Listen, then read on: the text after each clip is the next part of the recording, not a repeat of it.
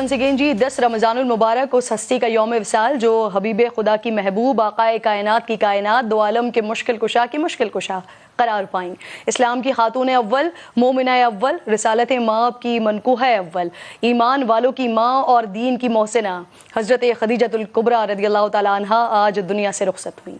یوں یہ روز غم اور وہ سال عام الحزن یعنی غم کا سال قرار پایا۔ آپ اسلام کی آمد سے پہلے بھی پاکیزگی اور طہارت میں یکتا، بت پرستی سے بیزار اور آسمانی کتابوں سے علم و آگہی رکھنے والی تھی۔ عفت و پاک دامنی کا عالم یہ تھا کہ خرافات سے بھرے ہوئے معاشرے میں بھی آپ کو طاہرہ کہا جاتا تھا۔ شان و شوکت، روب و دبدبہ ایسا کہ ملکہ بطحا ملکۃ العرب کہلائی جاتی تھی۔ آج خود کو بااختیار بنانے کی خواہش مند عورت اپنے لیے جس مقام کا تصور رکھتی ہے نا، سیدہ خدیجۃ الکبریٰ سلام اللہ علیہا نے آج سے 1400 برس قبل وہ سب کچھ کر دکھایا۔ اتنی بااختیار کہ شادی ہو یا تجارت اپنے تمام معاملات خود طے کیے، منتظم ایسی کہ سود و ربا سے بھرپور معاشرے میں تجارتی دیانت کے اصول متعارف کروائے۔ عقل و بصیرت اس قدر کے خاندانی کاروبار کو وسیع کاروباری سلطنت میں بدل دیا۔ ابھی پہلا اونٹ شام کی سرحد میں داخل ہو رہا ہوتا تو آخری مکے سے نکلتا۔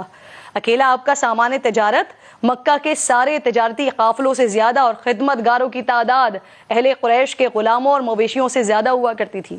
سامان تجارت سے لدے اونٹ چلیں تو تا حد نگاہ زمین دکھائی نہیں دیتی تھی، لیکن یہی عرب کی ملکہ جب عقد محمد مصطفیٰ صلی اللہ علیہ وآلہ وسلم میں آ جائیں تو ایسی تابعدار، وفا شیار، خدمت گزار زوجہ کہ اپنا سب کچھ سرکار کے قدموں میں نشاور کر دیا۔ مکہ سے غار حرا کا مشکل ترین راستہ، لیکن آپ صلی اللہ علیہ وآلہ وسلم جب غار حرا میں قیام کرتے تو مکہ سے 2.5-3 میل دور کا یہ مشکل ترین سفر پیدل طے کر کے آپ کے لیے کھانے کا اہتمام کرتی۔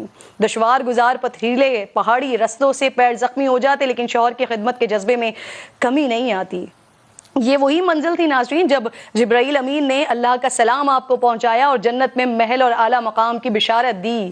اللہ رب ذوالجلال نے قرآن پاک بالخصوص سورہ احزاب میں صالح خواتین کے لیے جن 8 اوصاف قانتات، صادقات، صابرات، خاشعات، متصدقات، صائمات، حافظات اور ذاکرات کا ذکر کیا، آپ نے قناعت، صدق، صبر، خشیت، صدقہ و خیرات، صوم و صلات، عفت و عصمت، ذکر و افکار، ان سب کی مجسم تصویر آپ کی ذات تھی۔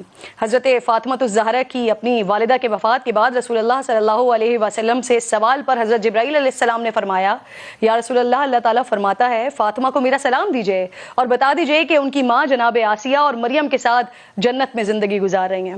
بلا شبہ ناظرین، ام المومنین کی زندگی ہر عاشق رسول ہونے کا دعویٰ کرنے والے مسلمانوں کو اس کے اصل تقاضوں سے آگاہ کرتی ہے۔